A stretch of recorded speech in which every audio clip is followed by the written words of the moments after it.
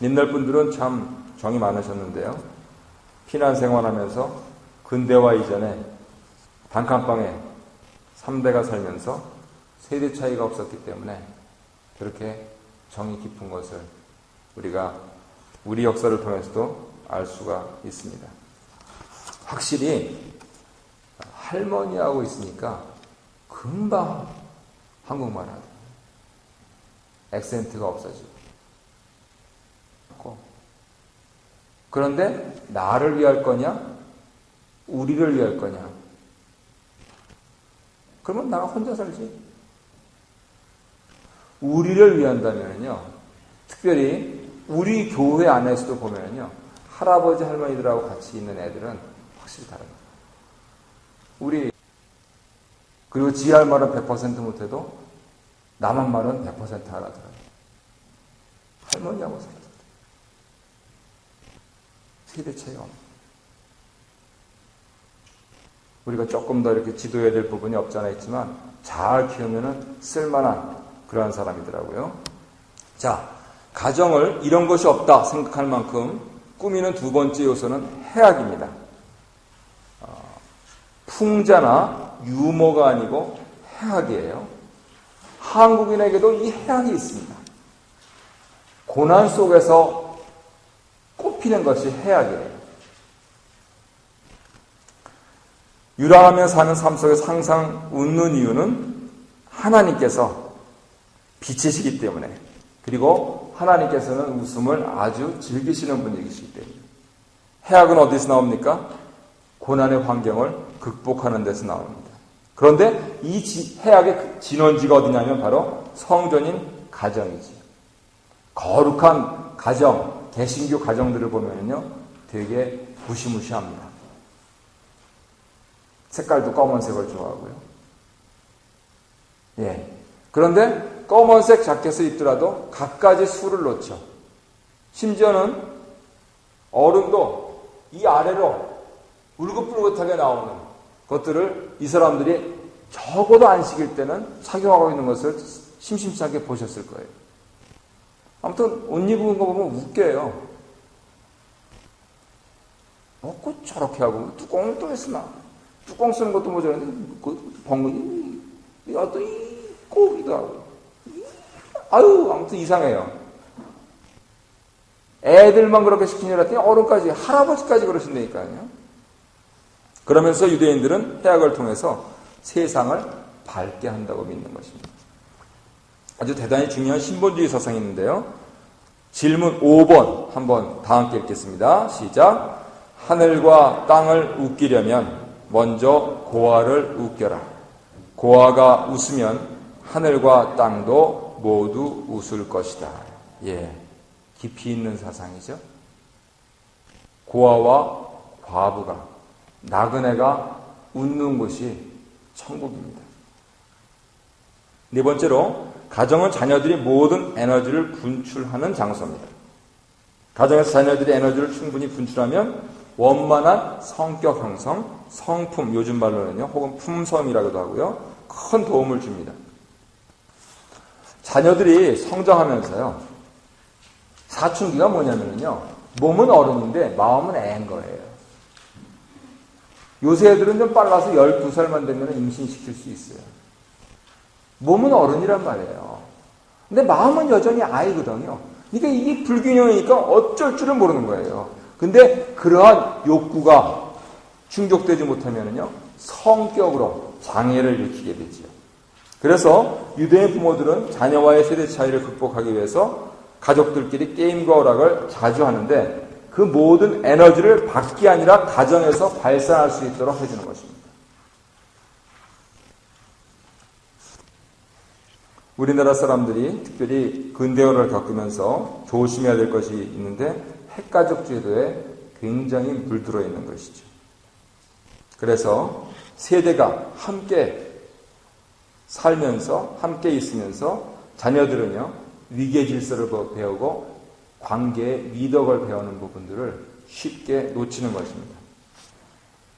그래서 어려서부터 세대 차이를 없애고요, 나아가서 하나님 말씀에 근거해서 그 살도록 어린 아이의 문화와 사상과 윤리적인 그러한 가치를 잘 형성시켜주는 것이 참 중요합니다. 그래서 조기 교육하자면 이 사람들 따라갈 수 없고요. 요즘 천주교에서도 그런 얘기를 합니다.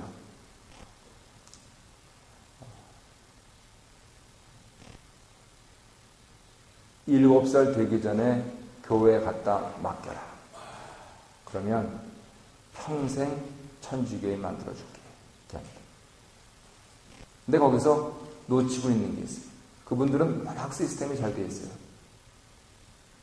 그런데 그 시스템을 능가하는 유대인의 삶은요, 바로 가정에서 엄마가 수유하면서 아빠가 3살부터 무릎에 앉혀서 토라를 가르치면서 아예 유대인으로 계속 만들었거든요. 우리는 그런 시스템도 없고 그런 가정교육도 안 시킨다. 어떻게 하겠다는 거예요? 밤낮이 세교육이죠. 공교육비는 사교육비의 반도 안 되는 이러한 현실이 될 수밖에 없는 것이죠. 그래서 질문 7번을 보시면은요, 이처럼 초기 교육의 중요성을 다음과 같이 표현하고 있습니다. 어릴 때 토라를 배우면 그 말씀이 피로 흡수되어 입으로 깨끗하게 나올 수 있으며 노년에 배우면 피로 흡수되지 못하여 깨끗한 말씀이 되지 못한다. 성경 말씀도 아마 크게 다르지 않은 것 같습니다. 자, 마지막 페이지인데요. 그런 차원에서 가정이 성전인 것을 지키기 위해서 자녀의 주위 환경까지도 세심하게 신경을 쓰는데요. 우리 가정에 누가 오고 우리 자녀가 어디 가느냐 하는 것까지 신경을 쓰는 겁니다. 유대인들이 이방인들을 집안에 절대로 들이지 않거나 찾아오는 손님들의 복장에까지 신경을 쓰는 이유는 자녀 교육에 방해가 되기 때문에 그래요. 옷은 검소하게 깨끗하게 예의 있게 입어야 된다. 근데 어떤 분이 오시면서 상체에는 하나만 입고 오셨다. 그러면 그거 한 3, 4년 교육한 거 그냥 저 아줌마는 저러고 다니는데 시원해 보이는데 할 말이 없는 거예요. 밖에서 마돈나 아줌마는 아무것도 안 입고 막 흔들던데 그건 마돈나 아줌마니까. 저 사람은 돈 벌려고 저렇게 하는 거지 우리 집은 그런 집이 아니에요. 이렇게 하면 아이가 마돈나하고 살아요? 부모님하고 살아요?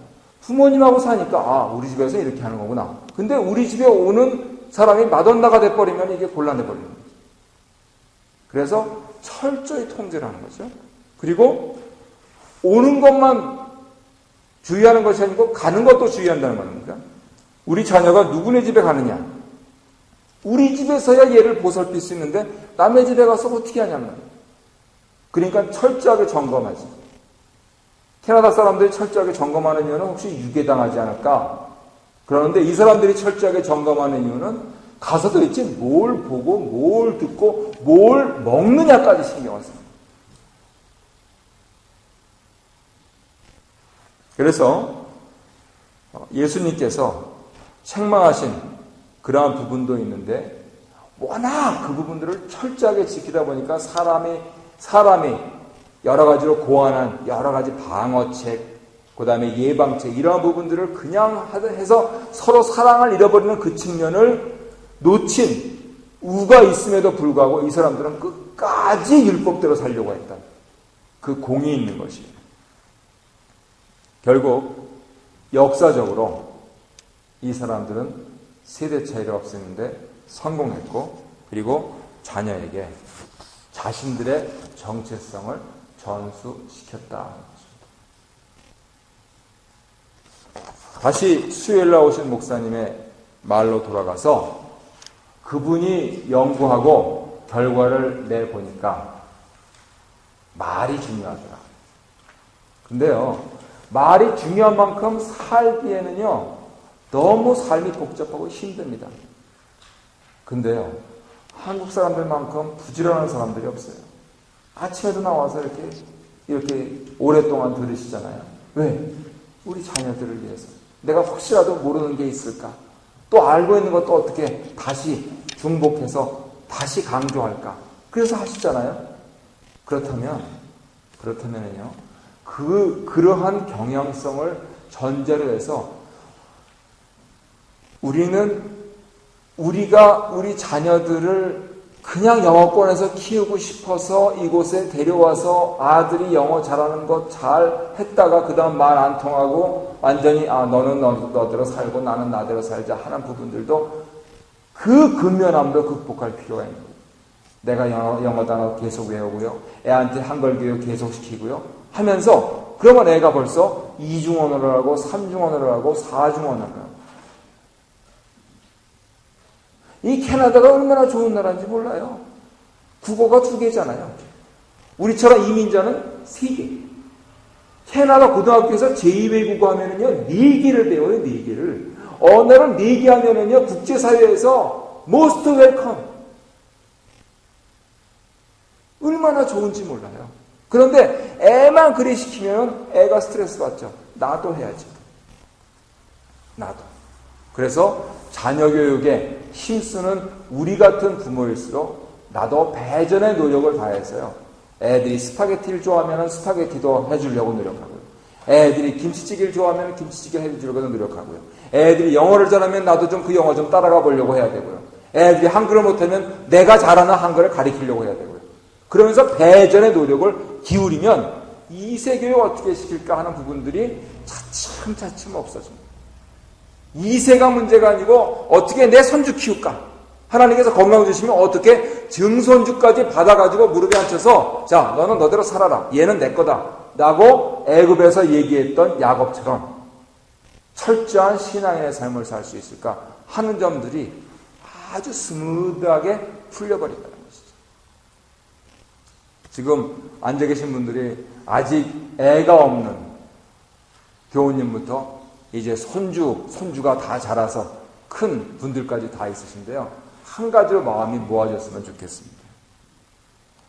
우리 아이한테 못했으면요, 손주한테 하십시오. 그리고 아직 애가 없으시면, 와, 하나님 너무 감사합니다. 나는 애 키우면요, 이렇게 하겠습니다. 하면서 다짐하면서 이 시간들을 즐기시기를 바랍니다. 그 뒷면에 보면요, 설문이 있는데, 기도하시면서 수고스러우시더라도 작성하셔서 여기 앞에 나가실 때 놔주시면 감사하겠습니다. 그리고 오늘 홀례에 예수 성심 천주교회 약도 필요로 하셨던 분들은 앞에서